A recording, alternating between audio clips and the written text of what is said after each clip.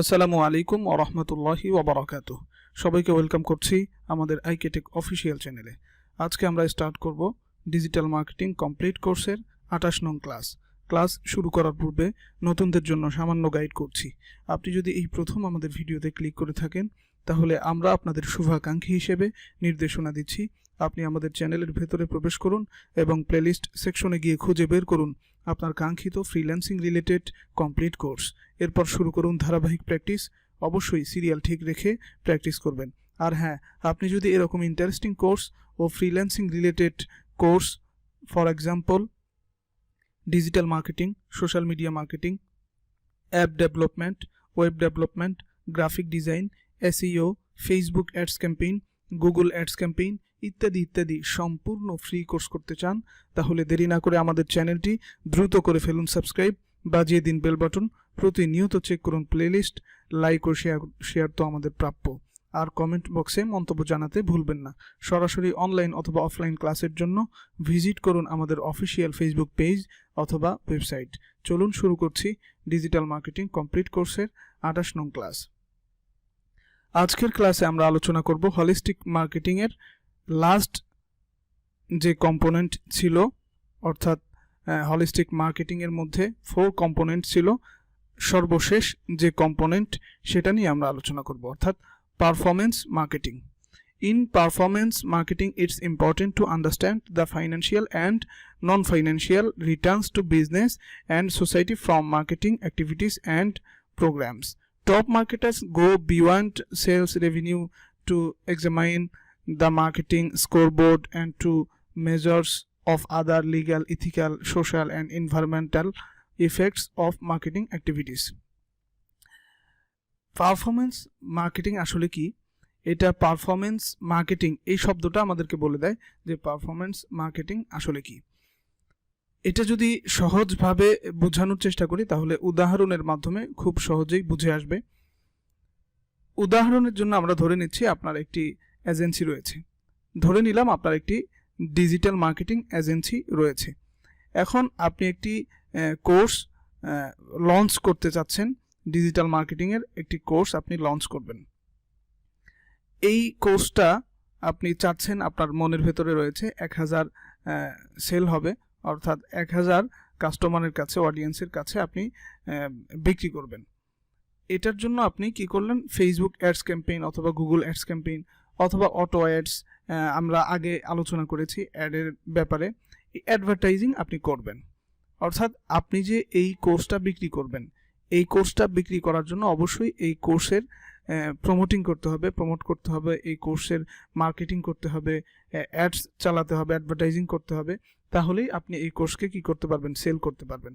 আর এই কোর্সের জন্য অ্যাড চালাতে গেলে অবশ্যই আপনার কোনো মেথড থাকা লাগবে। হয়তো অ্যাডস ক্যাম্পেইন, আর না হয় গুগল অ্যাডস ক্যাম্পেইন, না হয় কোনো টিভি শোর মাধ্যমে, কোনো টিভি অ্যাডভার্টাইজিংয়ের মাধ্যমে আপনি কি করতে পারেন? আপনার কোর্সের বিজ্ঞাপন দিতে পারেন। এখন আমি ধরে নিলাম যে আপনি একটি কোর্স বিক্রি করবেন। এই কোর্সটা আপনি অ্যাডস ক্যাম্পেইনের মাধ্যমে বিক্রি করতে যাচ্ছেন। আপনি অ্যাডস রান করলেন। অ্যাডস রান করার পরে আপনার সেখান থেকে অ্যাডস রান করতে গেলে অবশ্যই তো আপনাকে পে করতে হবে, এটাও একটা খরচ আছে। তো আপনার উদ্দেশ্য হলো 1000 সেল করা, অর্থাৎ আপনার কোর্সটা 1000 জন যেন কিনে, সেটা হচ্ছে আপনার টার্গেট। এখন আপনি অ্যাডভার্টাইজিং করলেন। অ্যাডভার্টাইজিং করার পরে 1000 সেল হয়ে গেল, ব্যাস আপনার যথেষ্ট, 1000 সেল হয়ে গেল। এখন এই 1000 সেল যে হলো, এটা হচ্ছে ফাইন্যান্সিয়াল আপনার বিজনেসের মধ্যে ফাইন্যান্সিয়াল গ্রো হলো, অর্থাৎ আপনার টার্গেটিং পুরো হয়েছে। এখন এই 1000 সেল করার জন্য আপনাকে কমপক্ষে 1 থেকে 1.5 লাখ ইমপ্রেশন দরকার, আর এটা অবশ্যই আপনি অ্যাডসের মাধ্যমে করেছেন। এই ফাইন্যান্সিয়াল 1000 সেল এরপরে আপনার 1000 সেল, এটা হচ্ছে ফাইন্যান্সিয়ালের মধ্যে। আর নন ফাইন্যান্সিয়াল কোনগুলো? যে আপনার 1 লাখ অথবা 1.5 লাখ 2 লাখ ইমপ্রেশন হয়েছে, এরপরে 5000 ক্লিক, এঙ্গেজমেন্ট, এগুলো হয়েছে, এগুলো নন ফাইন্যান্সিয়ালের মধ্যে। এই যে মার্কেটিং অ্যাক্টিভিটিস, অর্থাৎ আপনি যে মার্কেটিং করলেন এই আপনার কোর্সটা বিক্রি করার জন্য, এই যে মার্কেটিং করলেন, হয়তো ওয়েবসাইটের মাধ্যমে হতে পারে অথবা ফেসবুক বিজনেস পেজের মাধ্যমে অথবা লিঙ্কডইন বিজনেস পেজের মাধ্যমে বিভিন্ন মাধ্যমে এটা আপনি করতে পারেন। এই যে মার্কেটিং যে প্রসেসটা আমি এতক্ষণ পর্যন্ত আলোচনা করলাম, এটাই হচ্ছে মার্কেটিং, পারফরমেন্স মার্কেটিং। এই মার্কেটিং অ্যাক্টিভিটিস যারা করে তারা হচ্ছে মার্কেটার। এই মার্কেটার, টপ মার্কেটার অর্থাৎ ভালো মানের মার্কেটার যারা সব বিষয়গুলোতে খেয়াল করে, তারা সবসময় ফোকাস করে, তারা সবসময় এই টপ মার্কেটাররা সবসময় ফোকাস করে এই যে আমি মার্কেটিং অ্যাক্টিভিটিস করলাম, একটা অ্যাড রান করলাম, একটা অ্যাডস আমি চালালাম, সেটা হতে পারে সোশ্যাল মিডিয়াতে অথবা টিভি অথবা অফলাইনে হতে পারে। এই যে অ্যাড আমি রান করলাম, এখন এই অ্যাড রান করার পরে লিগ্যাল কোনো ইস্যু আছে কিনা, লিগ্যাল আনলিগ্যাল এই কোনো ইস্যু আছে কিনা, এটা অবশ্যই তারা খেয়াল করে। এবং ইথিক্যাল আনইথিক্যাল এই যে এই সোর্সগুলো এগুলো কেমন, এটা অবশ্যই তারা এই সবগুলো বিষয় বিবেচনা করে, সবগুলো বিষয় খেয়াল করে এবং সবগুলো বিষয় নিয়ে তারা আলোচনা করে, বিশ্লেষণ করে, কতটুকু আমাদের কোর্স সেল হবে, কতটুকু আমরা গ্রো করতে পারবো, আমাদের কোর্স কতজনের কাছে পৌঁছাবে এবং সেখান থেকে কতজন ক্লিক করবে, কতজন এই কোর্স কিনবে। এই বিষয়গুলো টপ মার্কেটার যারা তারা এগুলো অ্যানালাইজ করে।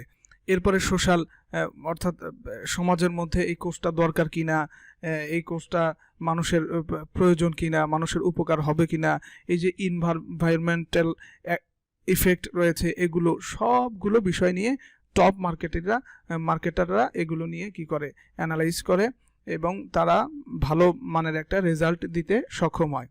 আশা করি এতক্ষণ যে আমি আলোচনা করলাম অর্থাৎ পারফরমেন্স মার্কেটিং, অর্থাৎ একটা মার্কেটিংয়ের শুরু থেকে একদম শেষ পর্যন্ত তার বেনিফিট হওয়া পর্যন্ত যে মার্কেটিং অ্যাক্টিভিটিসগুলো রয়েছে, এই সবগুলো মার্কেটিং অ্যাক্টিভিটিস এবং যারা এই মার্কেটিং অ্যাক্টিভিটিস পরিচালনা করে এই মার্কেটাররা সমস্ত যে প্রসেস রয়েছে সবগুলো প্রসেসিংকে বলা হয় পারফরমেন্স মার্কেটিং। আশা করি পারফরমেন্স মার্কেটিং কি এটা বুঝতে পেরেছেন। সকলের সুস্থতা কামনা করছি আর পরবর্তী ক্লাসের আমন্ত্রণ জানিয়ে আজকে এখানেই বিদায় নিচ্ছি। ওমা তাওফিকি ইল্লা বিল্লাহ।